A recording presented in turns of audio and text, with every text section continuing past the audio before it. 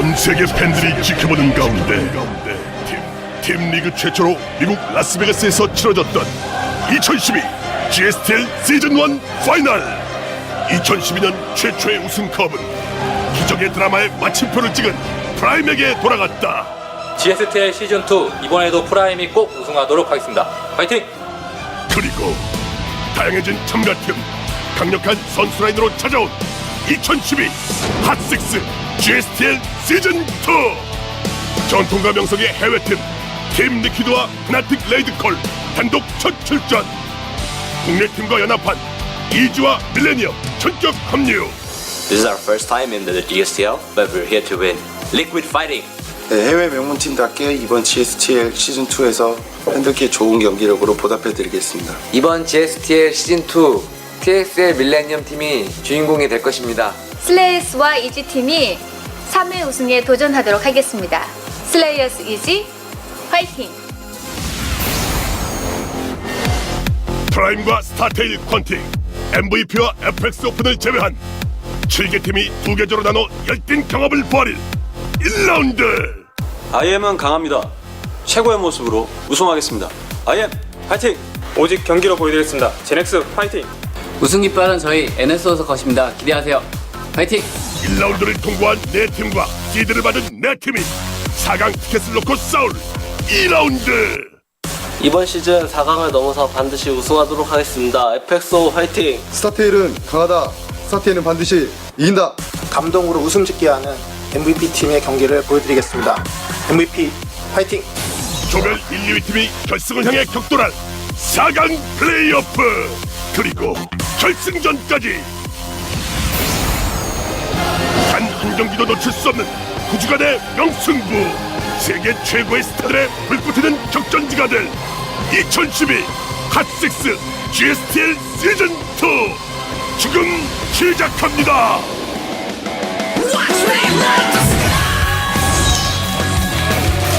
The wait is over. We are here in the GSL studio. I am Wolf, with me is Caldor, and it is time for GSTL Season 2.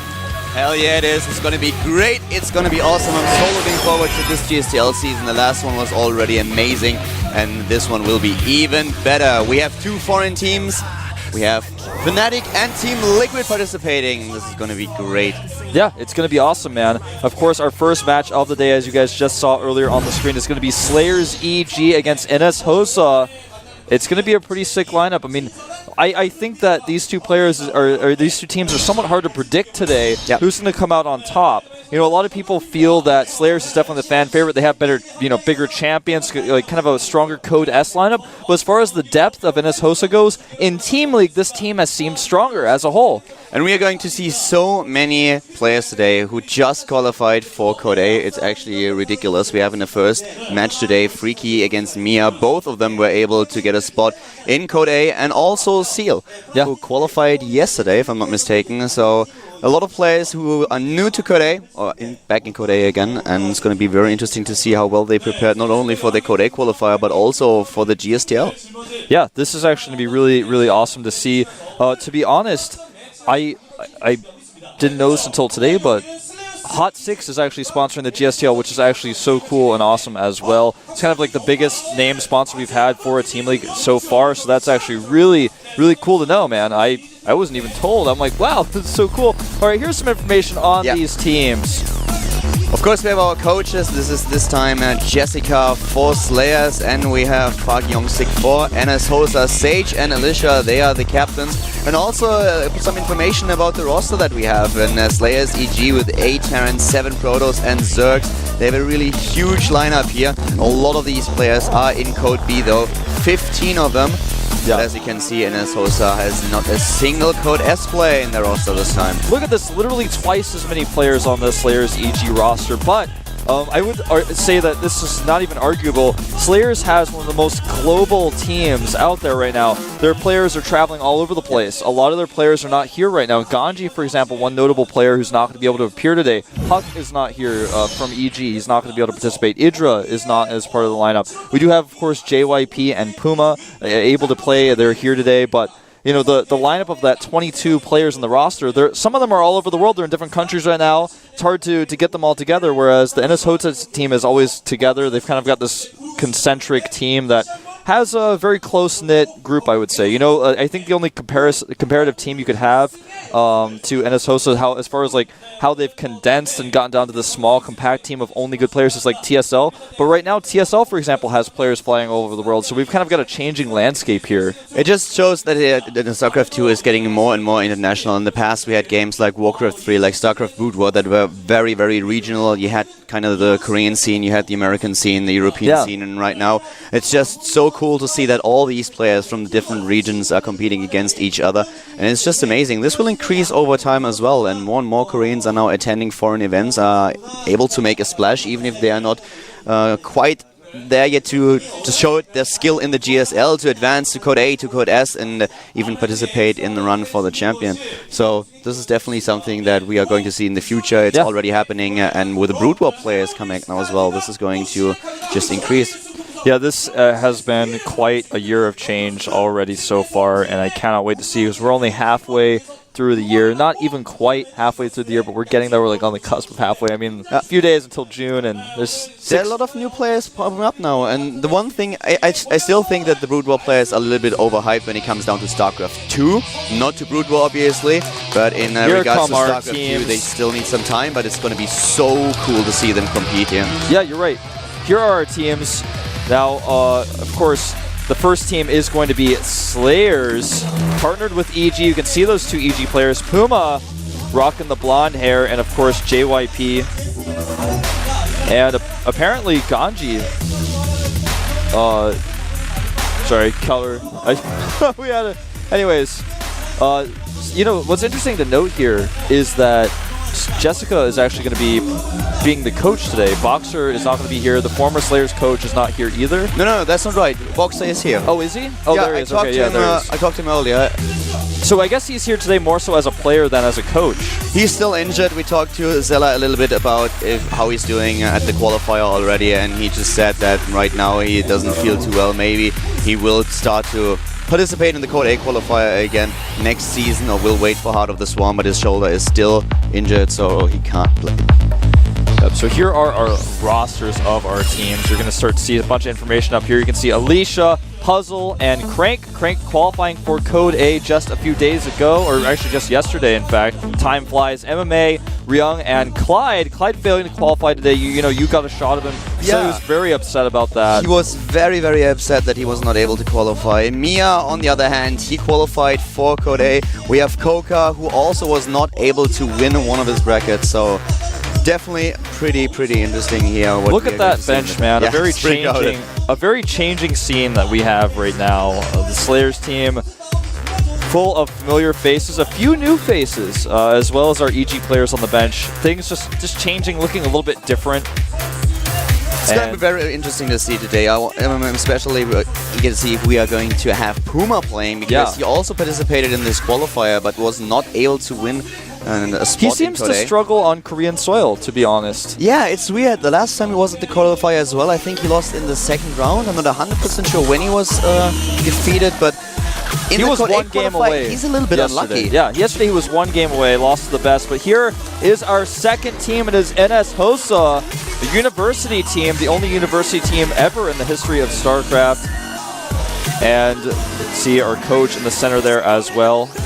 We have today 9 players, including San. San Zenith, the man of mystery. By the way, how cool is it that we now have the song names as an overlay? Yeah, man. People have been asking us over and over again about the songs that are used at the GSL, and there are a couple of threads. There's one in the GOMTV forum. I know that on Team Liquid there's also a thread that kind of makes sure that all the songs are listed, but now we have them on stream too, so if you like them, you can look at these guys. Look at them, man. Every single one of these guys is strong. We're going to get a little bit more detailed information about those teams. Yep. Look at San, man. Look at Tassadar. Seal, those guys. They are just such a strong lineup, especially in Team League. I mean, they have not shown as many individual league results. You're going to see a lot of Code A and Code Bs up here, but they are still strong players. Here we go. Sage and Tassadar, San, all those 3 Protoss players. We have Sting as a all 4 of those yesterday tried to qualify, and all 4 of them failed, in fact. Salvation, a player that I don't know that much about. He's in Code B, but Jakji, Freaky, and CL. That's going to be a great lineup and a great match that we have at hand today. The opening match, in fact, for the GSTL Season 2. Yep. Just look at them. Look at that expression from Sage, man. I don't know what Sage is thinking right now. I don't know what's going through his head. I can tell you what he's thinking. Actually, I think he's looking at us. He's like, wow, this guy has no hair. That's probably it. Look at Son, man. If you look at Son, you know what he looks like to me right now? He looks like, he's not quite there, but he looks like Nalra. Like, he's like got the longer hair going. He's got the older style Korean pro gamer look going for him. I think everyone would probably agree.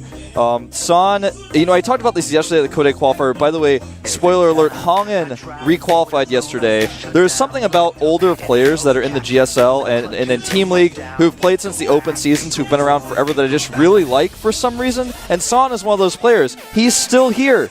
He was so strong. He's one of the top players, one of the top pros in the world at one time. He's fallen quite out of that, but he's still here, and he's still playing, and he's playing well. And I want to see how far he's come, what he's been doing recently. I'm really pumped for our first map, by the way. We have Daybreak coming up right now with the Zerg versus Zerg. We have Freaky against Mia. I mentioned it earlier that both of them qualified for Code A. Yeah. And this is just pretty cool. Both of them participating in the Code A qualifier. And they didn't even know. Both of them qualified, and now they are up against each other. And not only that, but like, think about it this way. These players were chosen as the first players before the Code A qualifier even happened. So it's just very ironic, you know, even much more so that they have met each other here. So I can picture the coaches talking at the Code A qualifier, and it's like, hey, I have 3 players qualifying. The other one, oh, that's so interesting. I have 3 as well. Oh, do you know what? Tomorrow we'll find out which of them is the better one. Yeah, that would have been kind of interesting if it played out that way. Here is our other Zerg, of course. Do you know those advertisings, my car, my house, my wife?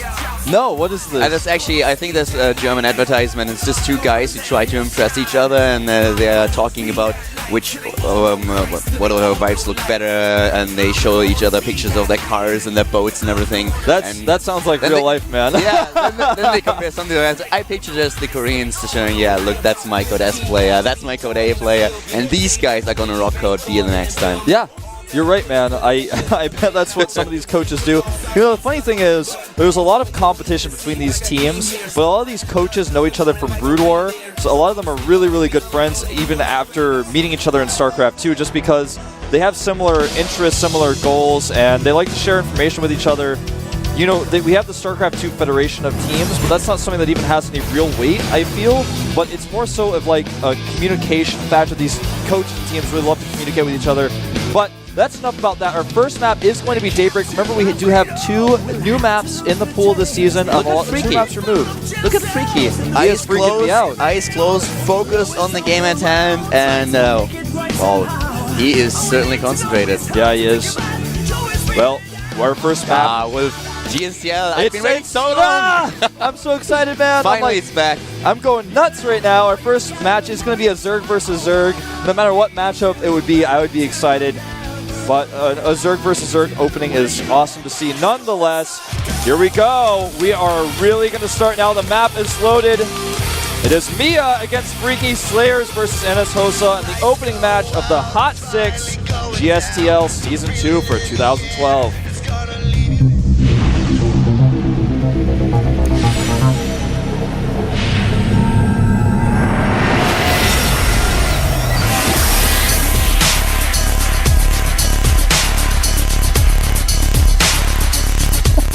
And we are live at the GSTL with our Zerg versus Zerg. And to the bottom left in the yellow, we have our Slayers player. He just qualified for Code A, and now he is up against his NS Hosa opponent here. The GSTL opening match, it is Slayers, Mia! He's going for a 10 Overlord as well. Every single time I hear this nickname, I have to think about Fast and the Furious and how hot this girl is. I know who you're talking about. I can't help myself every single time, and that was such an amazing movie. I loved it. The soundtrack was great. But well, we have another Zerg at the top right, and his nickname is a little bit freaky. We have for NS Hosa, also a new Code A player. It is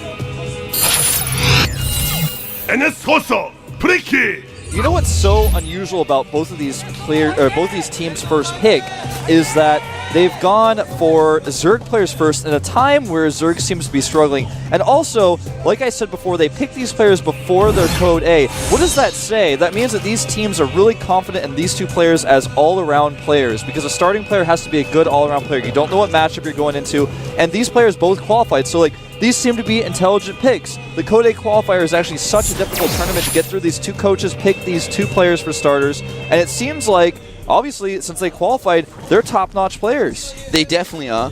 We have a little bit of a variation here in openings, by the way. When both of them started to go to 15 drones, I actually expected a hatch first on for Mia and for Freaky. This is a strategy that we see very often in ZVZ on Daybreak, but the Slayers player, Mia, he actually decides to drop his pool on 15 instead of 14, gets gas as well. He will have the faster gas, but with the timings and how they work out right now, Freaky with his hatch first in a really good position. He also delayed his pool quite a bit.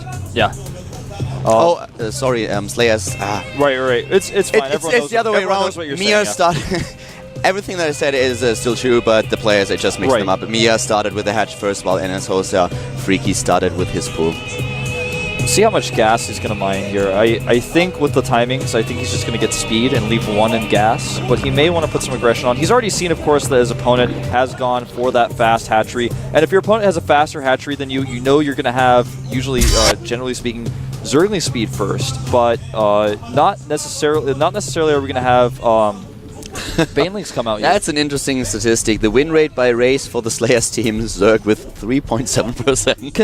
Consider that Slayers has been a team that's so heavily dominated by Terran players in the past that that's basically where that stat comes from. But it's really interesting to note, you know, they really have had so many strong Terran players, but the other race is a little bit lacking. And you could see NS Hosa, probably the most well-divided team actually in the entire pool as far as race distribution goes. Yeah, definitely.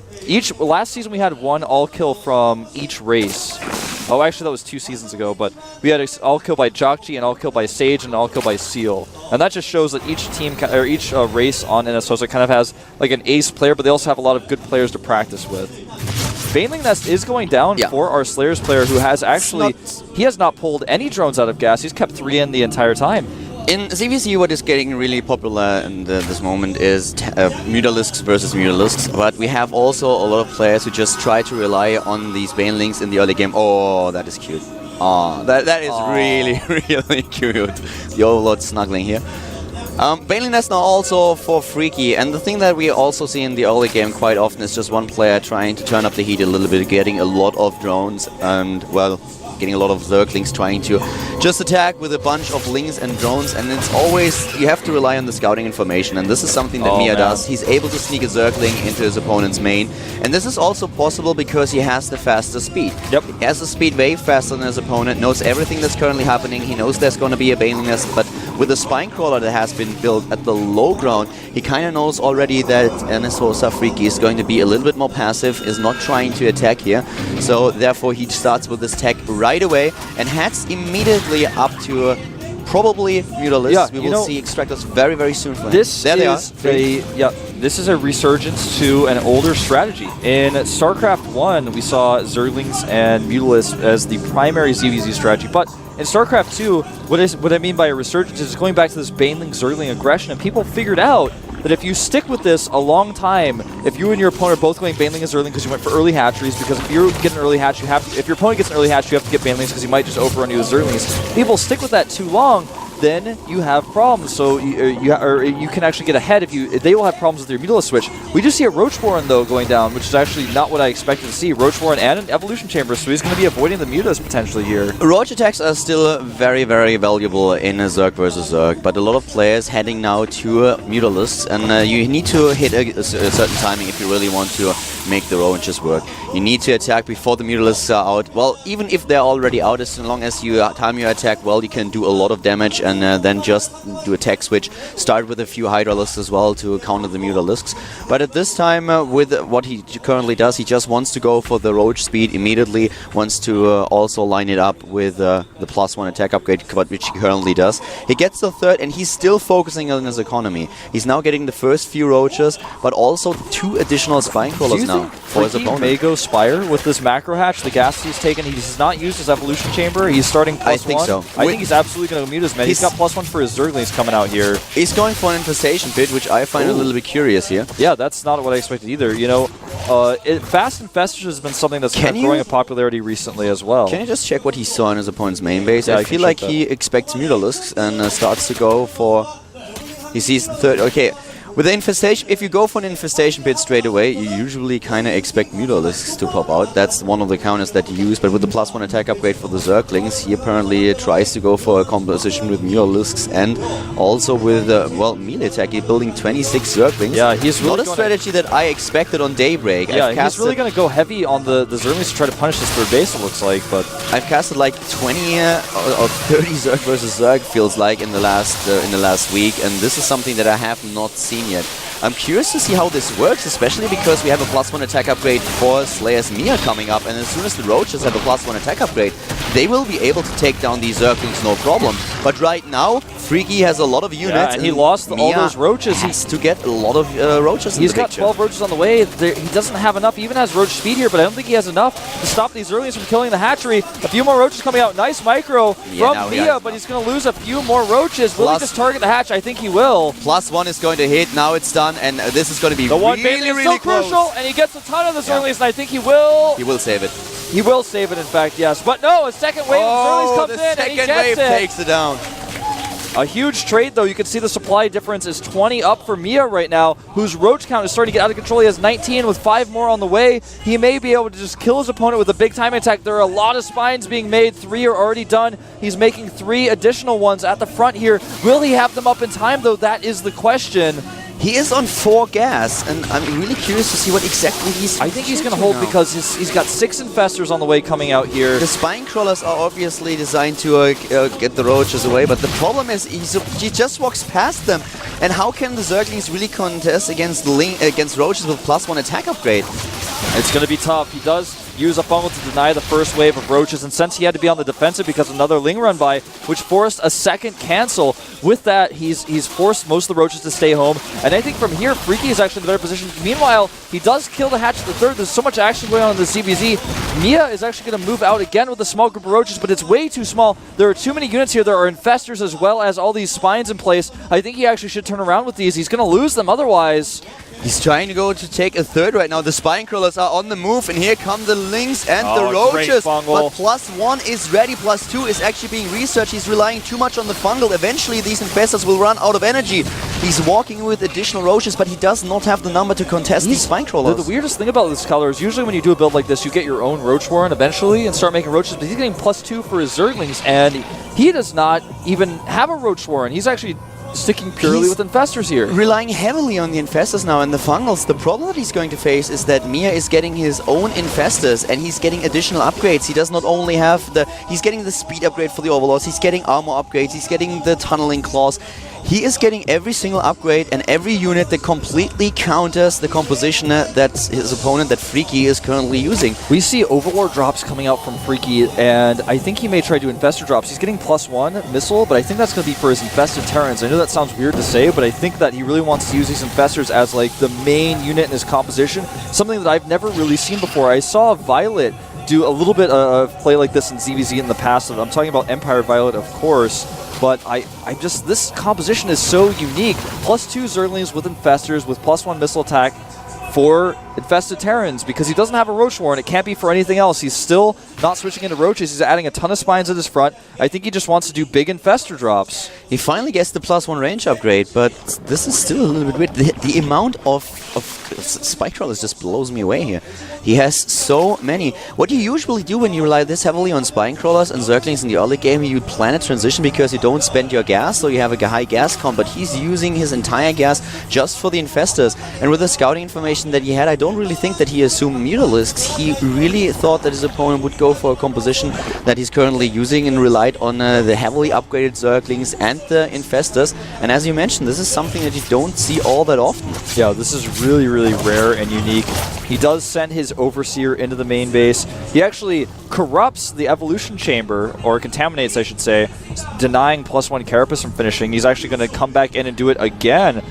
Really good use of this Overseer. You hardly ever see people doing this in ZVZ. It's becoming more popular. You know, Idro is one of the first people to actually really do this in this matchup. Pathogen Glance is now finishing up for Slayer's Mia, so he will get a lot of Infestors as well. You can so already see that he had 1,000 gas just a second ago, and now he's building additional Roaches and also some Infestors. And there is still no switch for Freaky. If Freaky really tries to rely on Zerglings and Infestors for the rest of the game, he will run into Fungus. Okay, Infestor drop, Calibur. This is, well, hold this thought because there is an attack. He's using these Infestors to buy time and using the Zerglings to clean up. But this Infestor drop could kill a ton of drones. It's actually set up at the back of his base here. Oh, but he might spot it with the Overseer. He's got an Overseer and he's got several Roaches in position. He must have already seen it, yeah. Yeah, he spotted it. He knows something's going on. He's going to drop potentially 8 Infestors here. And with even with all of them dropping Fungals and Infested Terrans, he won't be able to break through. And here the Overlords, they come in, one at the low. Oh man, he needs 2 Fungals to kill all these drones.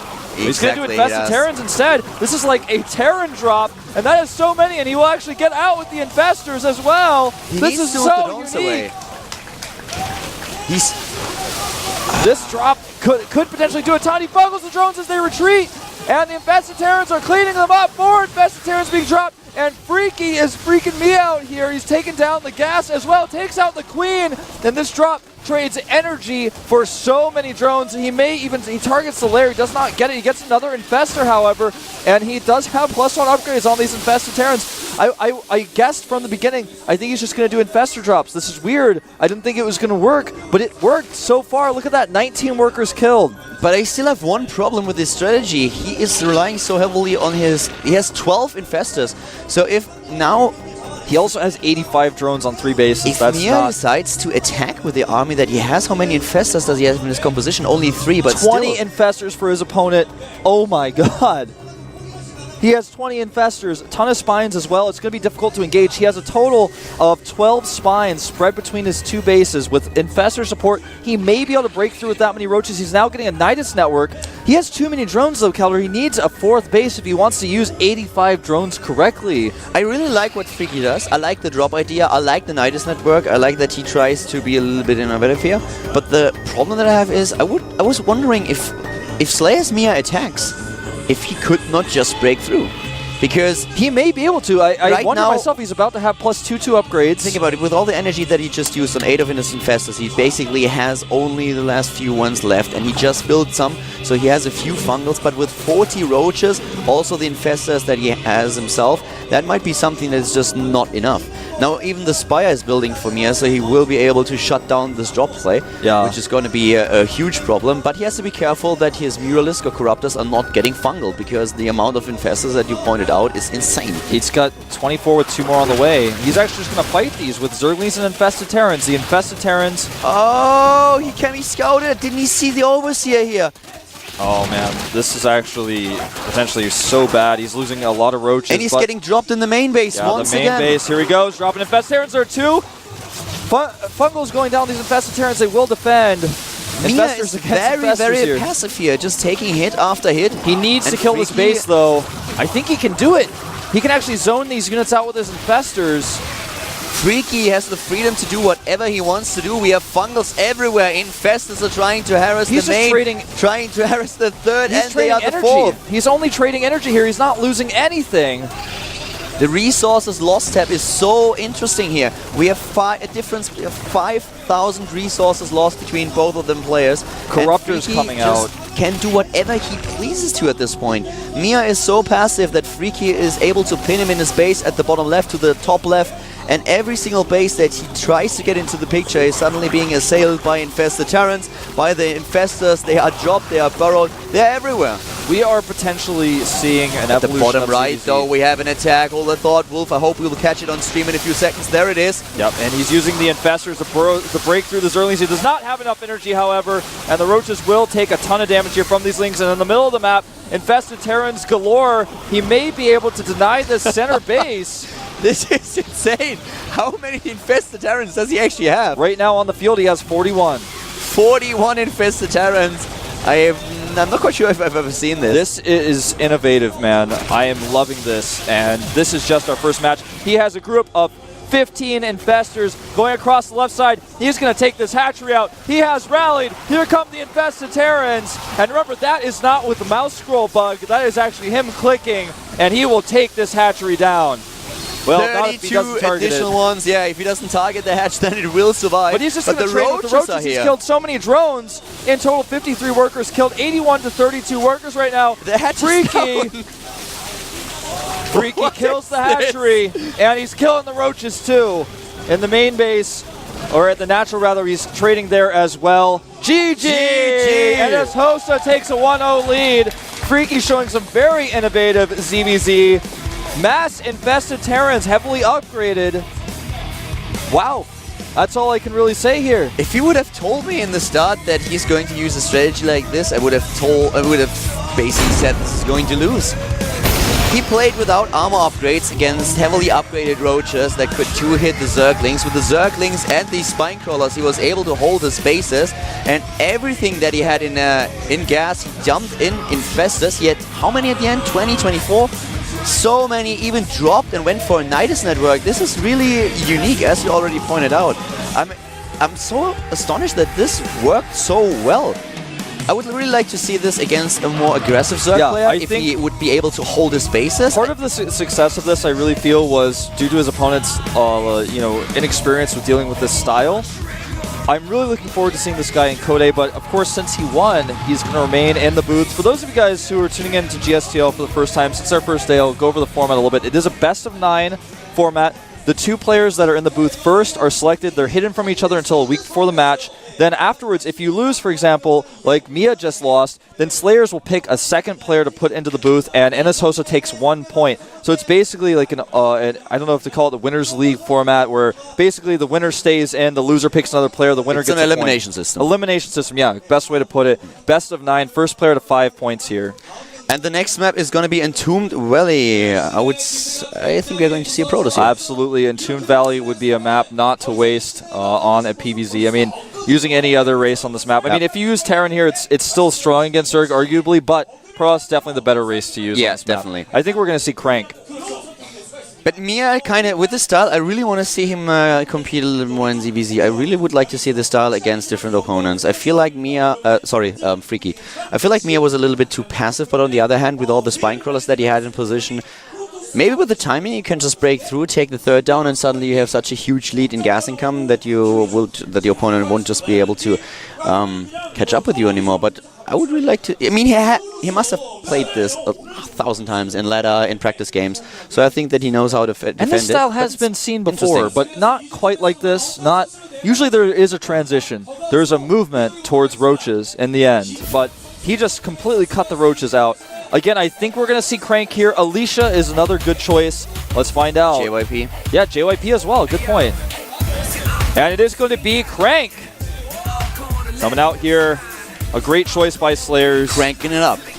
Cranking it up indeed. And I mean, from a coach's perspective, I think Crank is the best choice here for sure. If you're going to pick a Protoss, save Alicia for later. It was kind of obvious that we are going to see a Protoss player on Entombed Valley, but Jessica and Sela, they are currently talking about the players and about how their strategy will work out here. We talked to Sela quite a bit at the GSL Code qualifier, and he just mentioned that GSTL is really something that Slayer takes very serious, and they've been talking about how they would work in against their opponent for quite a long time. So they have about 2 snipers, that's what he told me, that they definitely train some of their players to just take out one particular opponent in the lineup of, especially for example, Jagji, someone that they want to counter. So this is going to be very, very interesting, and so far it did not go according to plan, as Enes Hosa is up a game with Freaky defeating Mia, and now Crank has to step it up a bit on Entombed Valley to take down Freaky, and he certainly played the Freaky strategy in ZVZ. Yeah, it was. Are we going to see something as crazy on Entombed Valley?